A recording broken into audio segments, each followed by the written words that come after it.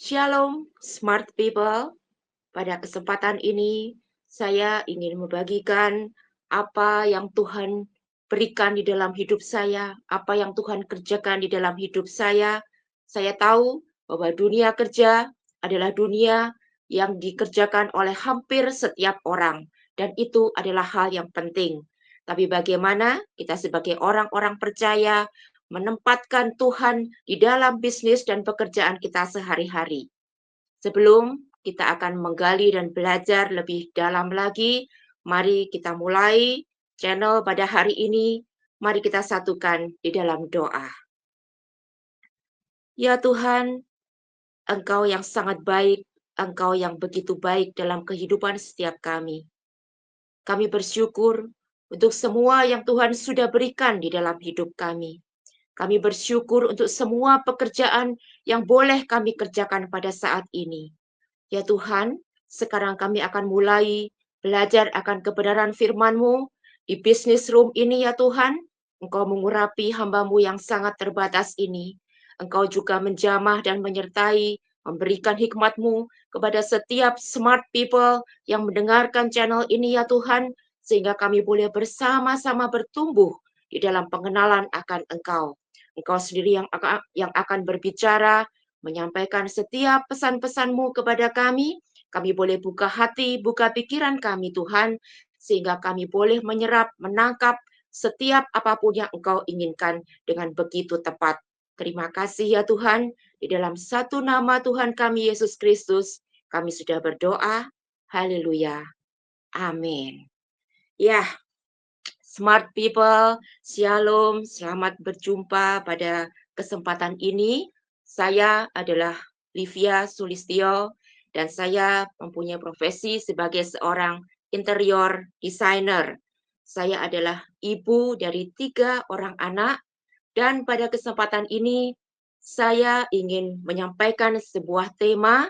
Tema ini adalah God's way is not my way because his way is greater than mine. Ya, smart people, kita tahu bahwa Tuhan itu selalu mempunyai cara yang berbeda daripada cara kita. Dan kita percaya bahwa cara Tuhan adalah cara yang lebih besar, cara yang lebih baik, dan cara yang tidak terselami oleh akal dan pikiran manusia. Saya ingin mengajak kita bersama-sama belajar akan kebenaran firman Tuhan yang saya ambil dari Keluaran 4 ayat 1 sampai dengan 4. Demikian firman Tuhan. Lalu saud Musa, bagaimana jika mereka tidak percaya kepadaku dan tidak mendengarkan perkataanku, melainkan berkata, Tuhan tidak menampakkan diri kepadamu? Tuhan berfirman kepadanya, apakah yang di tanganmu itu? Jawab Musa, tongkat. Firman Tuhan, lemparkanlah itu ke tanah. Dan ketika dilemparkannya ke tanah, maka tongkat itu menjadi ular, sehingga Musa lari meninggalkannya. Tetapi firman Tuhan kepada Musa, ulurkanlah tanganmu dan peganglah ekornya. Musa mengulurkan tangannya, ditangkapnya ular itu, lalu menjadi tongkat di tangannya. Smart people, ada sebuah dialog yang tadi sudah kita baca bersama-sama. Dialog yang terjadi antara Tuhan dengan Musa. Pada saat itu, Musa sedang diutus oleh Tuhan untuk membawa bangsa Israel keluar dari tanah Mesir. Musa, sebagai orang yang pertama kali mendapatkan mandat dan tugas yang tidak mudah ini, tentu saja diliputi oleh rasa keraguan-raguan, rasa takut, dan dia berkata kepada Tuhan, Tuhan, bagaimana jika mereka tidak percaya kepadaku? Tuhan, bagaimana jika mereka tidak mau mentaati apa yang aku katakan? Aku harus bagaimana, Tuhan? Kira-kira seperti itu keraguan-raguan daripada Musa. Lalu kita lihat bagaimana Tuhan menjawab Musa. Tuhan ternyata menjawab Musa dengan suatu pertanyaan. Padahal Musa sebetulnya sedang bertanya. Tapi Tuhan menjawab dengan sebuah pertanyaan. Apakah yang ada di tanganmu? Smart people, jika kita membaca bagian ini, sebetulnya ayat 2 ini bisa saja dihilangkan. Ayat ini bisa saja di-skip. Sehingga dari ayat yang ke-1, itu langsung lompat ke ayat yang ketiga. Tuhan bisa berkata, lemparkanlah tongkat itu ke tanah. Tapi mengapa ayat 2 ini dituliskan? Tentu saja setiap apa yang tertulis di dalam kebenaran firman Tuhan, itu pasti mempunyai suatu tujuan, pasti mempunyai arti. Ternyata Tuhan itu ketika dia mengutus Musa, dia juga ingin mendidik Musa. Tuhan ingin menyampaikan suatu cara berpikir yang baru kepada Musa. Tuhan kembali bertanya, apakah yang di tanganmu itu? Dan Musa menjawab, tongkat. Kita lihat di ayat yang selanjutnya. Tuhan memerintahkan, lemparkanlah tongkat itu ke tanah. Dan ketika dilemparkan ke tanah, maka tongkat itu berubah menjadi ular. Sehingga Musa takut dan Musa meninggalkannya. Bapak Ibu, apa yang kita bisa pelajari daripada peristiwa ketika Musa diutus oleh Tuhan membawa bangsa ini keluar dari tanah Mesir? Suatu pelajaran bagi kita. Ketika Musa mendapatkan perintah ini, Musa merasa ragu-ragu. Bukankah kita juga sering kali merasa seperti itu? Ketika kita hendak memulai sesuatu yang baru, khususnya dalam hal ini kita memulai pekerjaan yang baru, bisnis yang baru, apakah kita bekerja sebagai pegawai di suatu perusahaan, atau kita sebagai seorang entrepreneur yang ingin diri, apapun itu, pastilah seringkali kita mengalami suatu keraguan. Kita juga sama seperti Musa, tapi hari ini kita mau belajar. Pada saat Tuhan itu mengutus kita, pada saat Tuhan itu mau kita melakukan sesuatu, sebetulnya Tuhan itu adalah Tuhan yang sudah memperlengkapi setiap kita. Dalam hal ini, Tuhan tidak menyuruh Musa untuk mencari sesuatu yang dia tidak punya. Tuhan tidak menyuruh Musa untuk mencari sesuatu yang berada jauh, mungkin jauh di sana. Tapi Tuhan cukup bertanya. Satu pertanyaan ini begitu penting, sehingga ayat 2 ini perlu dituliskan di sini. Tuhan bertanya, apakah yang di tanganmu itu? What is in your hand? Apa yang ada di tangan kita, Bapak Ibu? Tuhan tidak minta yang jauh-jauh. Tuhan tidak minta sesuatu yang sulit. Tapi Tuhan hanya bertanya, Tuhan ingin mengingatkan kita semua. Aku sudah taruh sesuatu di dalam tanganmu. Inilah poin yang pertama, smart people, yang malam hari ini kita mau pelajari. Bahwa sebetulnya Tuhan itu sudah menyiapkan sesuatu. Itu bisa skill, itu bisa suatu talenta, itu bisa kemampuan apapun yang sebetulnya Tuhan sudah taruh dalam kehidupan saudara dan saya. Nah, kita lihat selanjutnya di ayat 3. Tuhan berkata, lemparkanlah tongkat itu ke tanah. Kita bisa melihat bahwa ketika tongkat itu dilemparkan, maka yang terjadi adalah tongkat itu berubah menjadi ular. Pernahkah saudara bertanya, Mengapa Tuhan harus merubah tongkat Musa itu menjadi seekor ular? Mengapa bukan seekor lembu? Mengapa bukan seekor domba? Tetapi tongkat itu berubah menjadi ular. Kita tahu bahwa pada saat itu ular adalah hewan yang menjadi ikon daripada kerajaan Mesir. Dan kita tahu bahwa sebetulnya ular itu adalah lambang daripada si jahat. Apa yang Tuhan hendak sampaikan kepada Musa dan juga sekaligus Tuhan ingin sampaikan sesuatu kepada kita.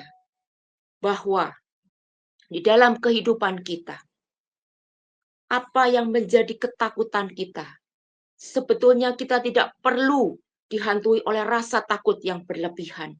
Karena sebetulnya oleh kuasa Tuhan yang ada di dalam kehidupan orang percaya, saudara dan saya itu sudah diberi kuasa oleh Tuhan. Kuasa untuk menginjak ular dan kalajengking. Kuasa untuk melakukan perkara-perkara yang besar. Sehingga kita tidak perlu lagi untuk merasa takut, untuk memulai sesuatu di dalam kehidupan kita. Dan di sini kemudian terlihat bahwa Musa itu lari. Sebagai manusia biasa, Musa merasa takut. Seperti juga kita, Bapak Ibu. Ketika kita memulai sesuatu, kita juga bisa merasa takut. Bahkan mungkin suatu perencanaan yang tadinya kita sudah rencanakan segala sesuatu, sudah kita siapkan. Tapi mengapa kadang-kadang ada saja yang menggema di telinga kita? Jangan-jangan nanti engkau gagal. Jangan-jangan nanti bisnismu ini tidak bisa menghasilkan. Bagaimana nanti jika engkau itu akan rugi di dalam bisnismu? Ada banyak sekali hal yang bisa membuat kita takut dan gentar. Tapi inilah smart people yang perlu kita waspadai. Bahwa kita percaya dalam kehidupan kita, dalam bisnis kita itu ada Tuhan. Dan dia sudah mengalahkan semua kuasa kegelapan. Maka kita bisa melihat bahwa di ayat yang keempat, Tuhan berfirman kepada Musa, Tuhan berkata demikian. Ulurkanlah tanganmu dan peganglah ekornya. Bagaimana mungkin Musa bisa memegang ular itu kalau dia tidak berjalan mendekat kepada ular itu? Artinya, jangan kita lari. Jangan kita lari dari apa yang menjadi tantangan kita. Pada saat mungkin ada badai di dalam kehidupan ekonomi finansial kita, kita jangan lari.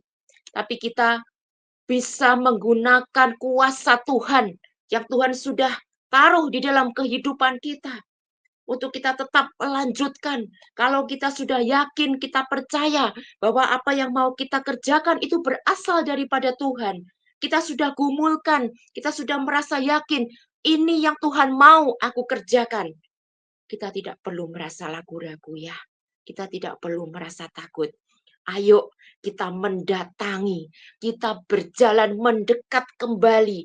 Kita percaya bahwa Tuhan pegang kendali atas kehidupan kita, termasuk di dalam pekerjaan dan juga bisnis kita. Kemudian Tuhan memberikan sebuah cara. Saya berpikir bahwa Tuhan kita itu adalah Allah yang sangat ajaib. Tuhan itu adalah Tuhan yang begitu detail. Ketika Tuhan itu menuntun anak-anaknya, maka dia itu selalu memberikan tuntunan-tuntunan yang jelas kepada kita, sehingga kita tidak salah di dalam melangkah. Tapi kita juga perlu belajar bahwa di dalam setiap tuntunan yang Tuhan berikan, Tuhan itu sering kali punya maksud. Tuhan itu punya tujuan tertentu untuk bisa mendidik kita, supaya kita itu belajar lebih lagi mengerti akan pribadi Tuhan, mengerti akan caranya Tuhan. Nah, di sini dikatakan di ayat 4, ulurkanlah tanganmu dan peganglah ekornya. Smart people, pernahkah Anda tahu bagaimana sebetulnya harus menangkap seekor ular. Ketika akan menangkap seekor ular, bahkan ini pun harus dilakukan oleh orang-orang yang benar-benar mengerti caranya. Maka tidak mungkin yang dipegang itu adalah ekornya.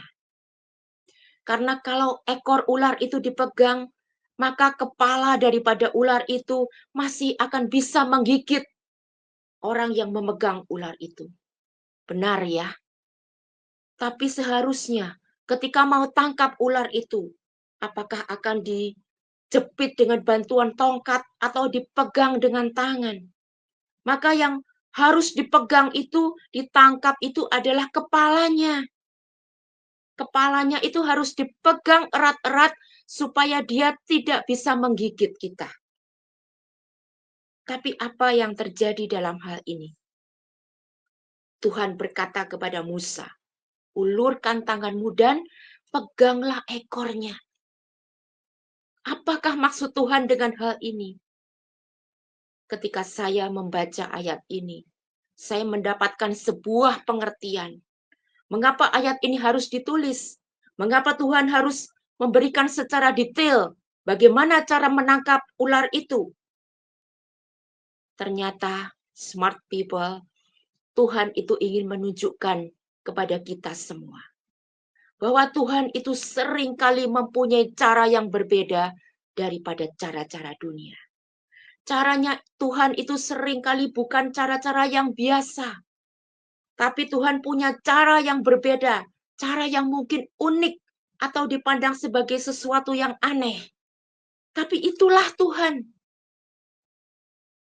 Ketika Musa mentaati apa yang Tuhan perintahkan, Musa pegang kembali ular itu, dan seketika ular itu berubah menjadi tongkat. Smart people, kita bisa melihat ketika ular itu kembali dipegang oleh Musa, ular itu berubah menjadi tongkat. Bukankah Tuhan kita itu Tuhan yang sangat ajaib? Bersama dengan Tuhan, kita itu punya kuasa. Kuasa untuk membalikkan keadaan. Kuasa untuk mengubah suatu keadaan. Pada saat kita sedang mengalami suatu badai, pada saat kita sedang berada dalam situasi yang begitu menekan, maka kita boleh baca ayat ini. Kita bisa melihat bahwa bagaimana Tuhan bekerja, Tuhan mendidik Musa, maka demikian juga Tuhan itu juga ingin mendidik saudara dan saya. Sehingga ketika kita mengalami suatu masa kekeringan, ketika kita sedang berada di padang gurun, kita percaya Tuhan sudah memberikan sesuatu yang ada di tangan kita. What is in your hand? Seperti Musa yang diingatkan, aku mau ingatkan kepada engkau Musa, bahwa di tanganmu itu sudah aku berikan tongkat. Di tanganmu itu sudah ada kuasa, sehingga engkau bisa memegang ular itu, dan ular itu kembali menjadi tongkat. Nah, smart people, saya berharap kita boleh belajar bersama-sama melalui apa yang terjadi atas Musa, melalui bagaimana Tuhan mendidik Musa, sehingga kita mempunyai suatu pemikiran bahwa Tuhan itu selalu sebetulnya sudah menyediakan sesuatu yang ada di dalam hidup kita, bahkan itu ada di dalam genggaman tangan kita. Ada satu lagi, sebuah cerita, sebuah kisah heroik yang ada di dalam Alkitab yang hari ini kita mau pelajari bersama. Sebuah kisah yang diambil dari Hakim-Hakim 4 ayat 17 sampai dengan 21. Hakim-Hakim 4 ayat 17 sampai dengan 21.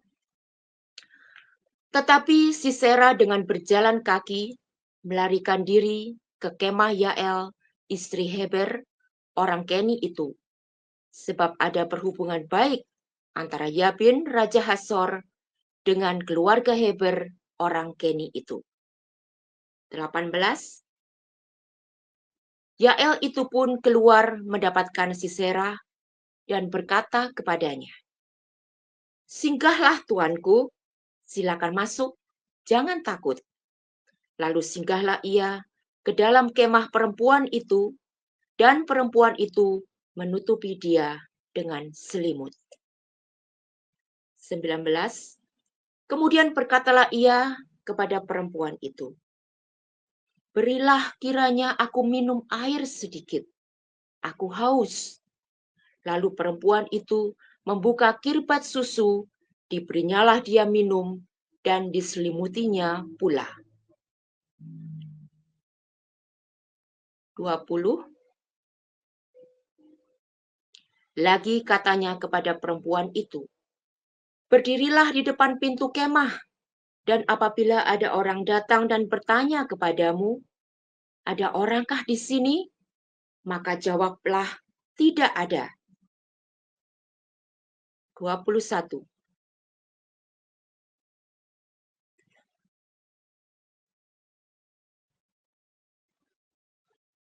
Tetapi Yael, istri Heber, mengambil patok kemah.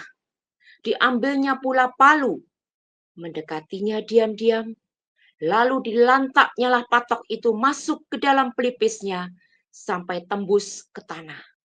Sebab ia telah tidur nyenyak karena lelahnya, maka matilah orang itu. Smart people, ini adalah sebuah bagian daripada kisah yang ada di kitab Hakim-Hakim. Di dalam cerita ini ada seorang pahlawan wanita yang begitu terkenal, namanya adalah Deborah. Deborah adalah seorang hakim wanita yang pada saat itu dia sering kali duduk di bawah pohon korma, kemudian orang-orang berdatangan kepada dia dan dia memberikan banyak nasihat dan banyak berkonsultasi, orang-orang banyak berkonsultasi kepada Deborah. Nah, pada hari itu akan terjadi sebuah peperangan antara Deborah dengan seorang panglima yang bernama Barak melawan raja daripada Kanaan, di mana raja Kanaan ini dikenal dia mempunyai seorang panglima perang yang begitu perkasa, namanya adalah Sisera. Setiap kali orang mendengar nama Sisera, maka orang akan merasa gemetar dan takut. Karena Sisera ini dikenal sebagai seorang panglima yang begitu hebat, begitu berkuasa. Dan Sisera ini juga mempunyai suatu armada perang yang sangat luar biasa. Dia punya 900 kereta besi dan dia sudah menindas bangsa Israel selama 20 tahun lamanya. Tetapi pada hari itu adalah hari di mana Tuhan itu berbicara kepada Deborah, menyuruh supaya mereka maju untuk berperang menghadapi Sisera. Sekalipun sebetulnya Bapak Ibu, dari segi kekuatan, dari segi persenjataan, dari segi armada perang, maka itu sangat jauh sekali bandingannya. Karena Sisera ini memiliki segala-galanya. Dalam urusan perang, dia pun dikenal sebagai seorang panglima yang begitu hebatnya. Tetapi kita melihat, jika nanti kita membaca cerita ini, maka Tuhan itu sebetulnya sudah menyatakan bahwa Tuhan akan memberikan kemenangan kepada Israel. Tuhan akan memberikan kemenangan kepada Deborah dan Barak. Dan benar, pada saat mereka akhirnya berperang, maka Tuhan itu memberikan kemenangan yang gilang gemilang kepada bangsa Israel. Tuhan memberikan kemenangan yang begitu rupa, sehingga Sisera, seorang panglima perang yang begitu ditakuti, maka pada hari itu semua tentara dan semua prajuritnya itu mati, tidak bersisa satu orang pun. Tinggal bersisa dia seorang diri, dan dia pun turun daripada keretanya. Dia pun berjalan dengan rasa yang takut. Mungkin saat itu dia sudah begitu kacau hatinya. Dia merasa, kali ini aku mengalami kekalahan. Dan ketika Sisera ini berjalan, kemudian dia melihat ada suatu kemah. Dia tahu bahwa kemah itu adalah kemah daripada orang yang mempunyai hubungan yang baik dengan rajanya dia. Maka dia berani mendekati kemah itu. Dan ternyata di dalam kemah itu adalah seorang perempuan bernama Yael. Siapakah Yael ini? Yael ini adalah seorang ibu rumah tangga biasa. Yael ini bukan seorang prajurit. Yael ini bukan seorang wanita yang mahir untuk mengangkat senjata. Tapi pada hari itu, ketika Sisera sudah dalam keadaan yang begitu lemah, dia berjalan ke kemah itu. Kemudian Yael mengundang Sisera untuk masuk ke dalam kemahnya. Silakan masuk, tuanku, silakan masuk. Kemudian Sisera dalam keadaan yang sudah begitu lemah, dia masuk ke dalam kemah daripada Yael. Kemudian Sisera minta kepada Yael, berikan aku minum. Aku sangat haus. Bapak Ibu, di sini kita bisa melihat sebuah hikmat yang Tuhan taruh kepada seorang wanita sederhana seperti Yael. Seorang ibu rumah tangga. Seorang ibu, di mana seorang ibu itu tahu bahwa untuk membuat seseorang bisa tertidur, maka orang itu akan diberikan minuman bukan air, tetapi dia berikan susu. Ini hanya diketahui oleh para ibu-ibu tentunya ya. Ketika kita itu mau supaya anak kita tertidur, biasanya kita buatkan susu. Susu yang hangat untuk anak-anak kita. Sehingga mereka akan segera tertidur. Yael ini memberikan susu kepada Sisera. Dan dikatakan di ayat firman tadi, kemudian Yael itu mulai memberikan selimut kepada Sisera. Nah, kalau seseorang sudah dalam keadaan capek, sudah dalam keadaan pedih, sudah tertekan karena dia kalah dalam peperangan, kemudian dia juga haus, kemudian diberikan susu yang hangat, kemudian dia juga diberikan selimut, kira-kira apa yang terjadi atas Sisera? Maka Sisera pun tertidur dengan pulas. Kemudian apa yang dilakukan oleh Yael? Yael ini adalah seorang yang mempunyai suatu roh keperkasaan. Dalam keadaan seperti itu, dia tahu dan dia kenal betul siapa Sisera. Sisera adalah seorang panglima perang yang hebat, bukan orang biasa. Tetapi Yael tidak meminta tolong kepada orang-orang yang di luar. Dia tidak berteriak, tolong aku ke sini. Ini ada musuh di dalam kemahku. Tetapi Sisera menggunakan apa yang biasa dia kerjakan. Karena Yael ini adalah seorang ibu rumah tangga, di mana dia ini bersama dengan suaminya seringkali berpindah-pindah dari kemah yang satu kepada kemah yang lain. Kita bisa membayangkan ketika mereka berpindah itu, maka kemah ini harus diringkas. Kemudian ketika akan mendirikan kemah lagi, maka harus mendirikan patok-patok kemah lagi, supaya kemah itu bisa berdiri. Maka di sini kita tahu bahwa seorang wanita seperti Yael, dia sangat mahir, dia sangat piawai menggunakan patok dan palu yang ada di tangannya. Demikian juga pada waktu itu. Dia tidak menyia-nyiakan sebuah kesempatan. Dia tahu siapa itu Sisera. Dia tahu bahwa saat itu adalah kesempatan yang harus dia gunakan dengan sebaik-baiknya. Dan sekali lagi, saya akan mengulang pertanyaan tadi. What is in your hand? Apa yang ada di tanganmu? Sisera, Yael tidak punya senjata, Yael tidak punya panah, Yael tidak punya pedang, tapi dia hanya seorang wanita yang mahir menggunakan patok dan menggunakan palu untuk diayunkan kepada patok itu. Dan di ayat firman tadi dikatakan, dalam keadaan Sisera sedang tertidur, dengan mengendap-endap dia ambil patok, dia ambil palu, dengan satu kali pukulan, Sisera meninggal. Bapak Ibu, smart people yang terkasih, apa yang kita bisa belajar daripada seorang tokoh wanita seperti Yael? Jangan merasa minder, jangan merasa rendah ketika kita hanya seorang ibu rumah tangga. Atau apapun saat ini profesi Bapak Ibu Saudara. Ketika kita mengerti bahwa Tuhan itu selalu memperlengkapi setiap kita. Bahwa Tuhan itu sebenarnya sudah taruh sesuatu di dalam hidup kita. Maka kita percaya di dalam telapak tangan kita ini, Tuhan sudah mempersiapkan sesuatu. Sehingga kita bisa memakainya. Kita tinggal sedikit mengasah, kita tinggal sedikit belajar.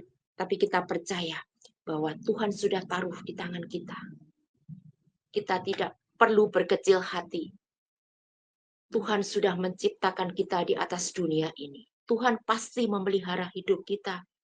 Tuhan tahu bahwa kita membutuhkan nafkah dalam hidup kita. Tuhan tahu bahwa untuk makan kita harus punya uang. Maka Tuhan sudah memperlengkapi sebetulnya setiap kita. Tinggal kita harus menggali. Apa sih yang Tuhan taruh di dalam hidup kita? Apa sih yang Tuhan sudah letakkan di dalam tangan kita? Sehingga itulah yang bisa kita pakai untuk mengeksekusi apa yang harus aku kerjakan. Apa yang harus aku buat. Dan aku percaya ketika Tuhan yang menaruh itu di dalam kehidupan kita, pasti itu sesuatu yang sangat bernilai di dalam kehidupan kita. Bapak Ibu, untuk poin yang pertama ini, saya akan memberikan sebuah kesaksian. Beberapa tahun sebelum pandemi, kira-kira 1-2 tahun sebelum pandemi, Tuhan izinkan kami mengalami kondisi yang begitu sulit di dalam hal keuangan. Dalam hal finansial kami mengalami suatu titik-titik terendah di dalam kehidupan kami. Nah, pada saat seperti itu, tentu saja saya dan suami saya, kami tidak berdiam diri ya. Setiap hari kami itu berusaha mencari apa yang harus kami lakukan, apa yang harus kami kerjakan. Kami juga dihantui oleh pertanyaan bahwa saat itu kami tidak punya modal. Secara materi kami sudah tidak ada. Bahkan kami sampai hidup dari menjual barang-barang yang ada di rumah kami yang kami sudah tidak pakai. Itu kami jual, Bapak Ibu, supaya kami bisa mendapat sedikit uang demi sedikit untuk kami membelikan makanan dan untuk kebutuhan kami sehari-hari. Pada masa-masa seperti itu, setiap kali saya itu bangun dari tidur, seolah-olah saya itu seperti ada suatu tekanan, ya. Dengan apa saya harus bayar uang sekolah anak-anak? Dengan apa saya harus membayar tagihan listrik? Dengan apa saya harus membeli beras dan lain-lain? Kami mencoba ini dan itu, mencoba mencari di internet, mencari apapun, bertanya kepada teman-teman, kami mencoba, kami harus bekerja seperti apa? Saya bahkan pernah mencoba untuk berjualan makanan. Padahal sebetulnya Bapak Ibu, saya ini tidak punya passion di sana, ya. Saya tidak punya passion. Sejak kecil saya ini memang seorang yang sangat suka di dalam hal-hal yang berbau art, berbau seni. Sejak saya sekolah itu saya suka sekali menggambar, saya suka sekali membuat handicraft, kerajinan-kerajinan tangan, kira-kira seperti itu yang saya sukai. Nah, pada saat kami mengalami situasi yang sulit seperti itu, saya terus berdoa, saya tidak berhenti untuk berdoa. Saya minta Tuhan tunjukkan apa yang harus saya lakukan, Tuhan tolong apa yang harus saya kerjakan. Sampai pada suatu hari, saya melayani di gereja, karena saya ini punya basic jurusan saya adalah teknik arsitektur, maka gembala saya seringkali meminta tolong saya pada waktu perayaan Natal atau perayaan Paskah. Setiap tahun saya pasti diminta untuk menghias gereja. Saya diminta untuk mendekorasi gereja. Dan itu saya lakukan bertahun-tahun, sampai belasan tahun ya. Nah, selain itu, Bapak Gembala juga mempercayakan saya untuk saya itu memberikan suatu sharing-sharing kepada pasangan-pasangan yang akan menikah. Jadi sebelum mereka diberkati, saya disuruh untuk membina mereka, memberikan sharing-sharing tentang keluarga, tentang rumah tangga kepada pasangan-pasangan yang akan menikah ini. Tibalah pada suatu sore ketika saya sedang ngobrol dengan pasangan yang akan menikah.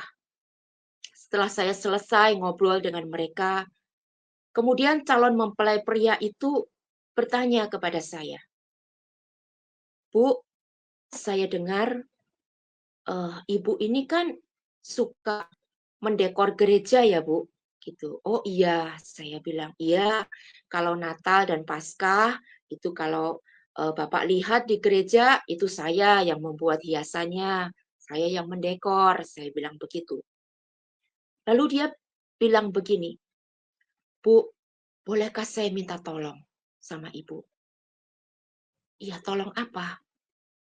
"Bu, nanti ini pada waktu kami akan diberkati di gereja, saya minta tolong ya, Ibu mendekor gerejanya buat kami." Wah, tentu saja saya terkejut. Saya bilang, "Oh maaf Pak, saya nggak bisa. Saya bukan, tidak pernah saya mendekor suasana wedding," saya bilang begitu. "Bu, nggak apa-apa Bu." Dia tuh mulai memaksa saya. "Nggak apa-apa Bu, saya minta tolong." Kemudian saya bilang begini, "Aduh Bapak jangan. Saya tidak pernah Pak, saya tidak pernah sama sekali. Di luar itu banyak vendor Pak, banyak sekali vendor yang sudah profesional, sudah berpengalaman, dan mereka juga punya properti-properti yang bagus Pak. Silakan Bapak bisa cari di luar." Kemudian si calon mempelai ini berkata begini, "Ibu, saya tahu. Tapi yang di luar itu harganya mahal, Bu. Kami sudah tidak punya dana. Dana kami itu cuma sedikit, Bu, tersisa sedikit. Tapi kalau tidak dihias, masa di acara pemberkatan itu gerejanya tidak ada bunga, Bu?" Aduh, Bapak Ibu, saya itu antara terenyuh hati saya ingin membantu, tapi juga saya merasa sangat ragu karena saya tidak mengerti dan tidak pernah. Kemudian saya berkata, "Sudah Pak, begini saja. Masih ada waktu beberapa minggu. Bapak coba cari di luar ya. Siapa tahu ada harga yang Bapak bisa cocok." Saya berkata begitu. Kemudian Bapak Ibu, setelah 1 minggu, mereka ini kembali menelpon saya. Saya tidak ada persiapan apapun. Dan mereka berkata, "Ibu Livia, sekali lagi kami minta tolong kepada Ibu. Tolong Bu, saya tidak akan menuntut hasilnya seperti apa. Pokoknya Ibu kasih hiasan di gereja." Saya seperti merasa dipaksa, Bapak Ibu. Saya seperti merasa Tuhan seperti sedang mendorong saya. Kemudian dia bilang, "Bu, saya minta nomor rekeningnya. Ibu minta fee berapa untuk dekorasinya?" Saya benar-benar blank, saya nggak tahu harga berapa yang harus saya sampaikan. Kemudian saya sampaikan sejumlah nominal, dan dia langsung berkata begini, "Oke, Bu, saya setuju." Dia bilang begitu. Saya masih mencoba menego lagi dengan berkata, "Bapak tidak inginkah mencari vendor yang di luar?" "Enggak, Bu, sudah saya mau Ibu saja yang kerjakan." Akhirnya Bapak Ibu, detik itu juga dia sudah transfer uang kepada rekening saya. Dan kemudian pada saat itu, saya mencoba karena saya merasa sudah dipaksa oleh Tuhan. Saya mulai mencoba. Saya belajar dari YouTube, saya belajar Google ini dan itu, saya belajar dan belajar. Modal yang saya pakai adalah uang yang tadi diberikan oleh mereka. Itu yang saya pakai untuk membeli bunga dan membeli semua properti yang saya butuhkan. Dan pada akhirnya, pada hari H itu, jadilah itulah proyek pertama saya. Saya membuat sebuah dekorasi untuk orang wedding di gereja. Dan ternyata, smart people, seperti tadi apa yang saya katakan, Tuhan sudah menaruh sesuatu yang ada di tangan saya. Susah-susah saya berpikir bekerja ini, bekerja itu, mau belajar saham, mau ini, mau jual baju dan sebagainya. Ternyata ada suatu jalan yang Tuhan sudah berikan. Tapi Tuhan itu tahu, kalau saya tidak dipaksa, saya tidak akan mengarah kepada jalan itu. Sehingga akhirnya, disitulah selama 2 tahun Tuhan pelihara kami.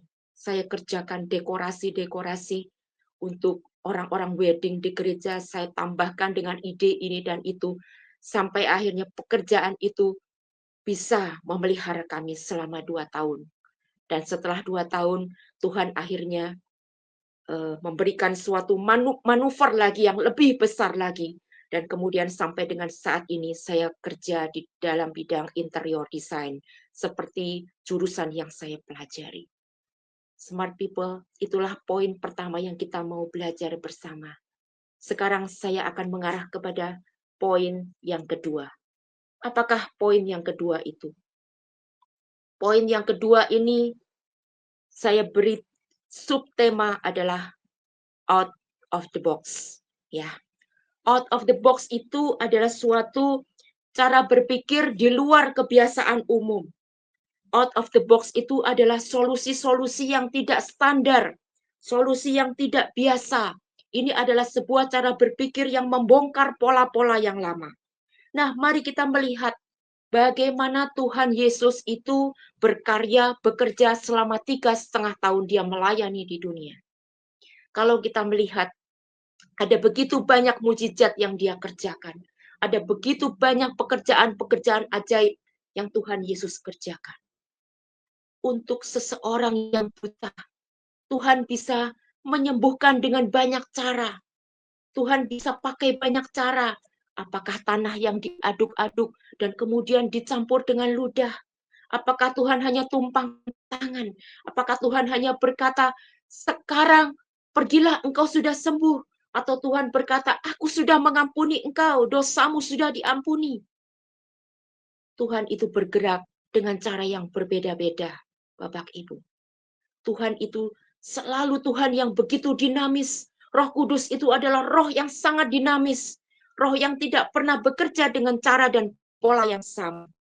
Inilah juga yang saya pakai untuk menjalani bisnis saya pada saat itu. Pada saat ini, yaitu bisnis dalam hal interior design. Di dalam saya mengerjakan proyek-proyek yang harus saya tangani.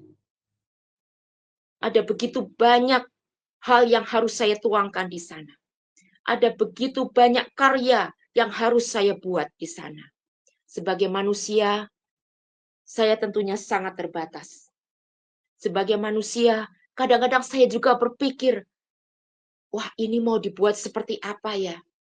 Ini mau dibuat desain seperti apa ya?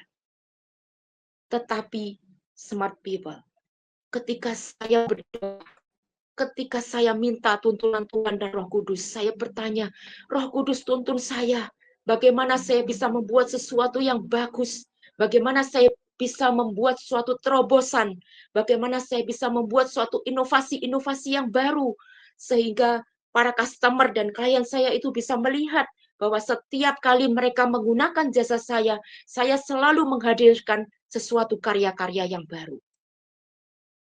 Inilah yang saya pakai, smart people. Di dalam Yesaya 55 ayat 8 dan 9 dikatakan demikian.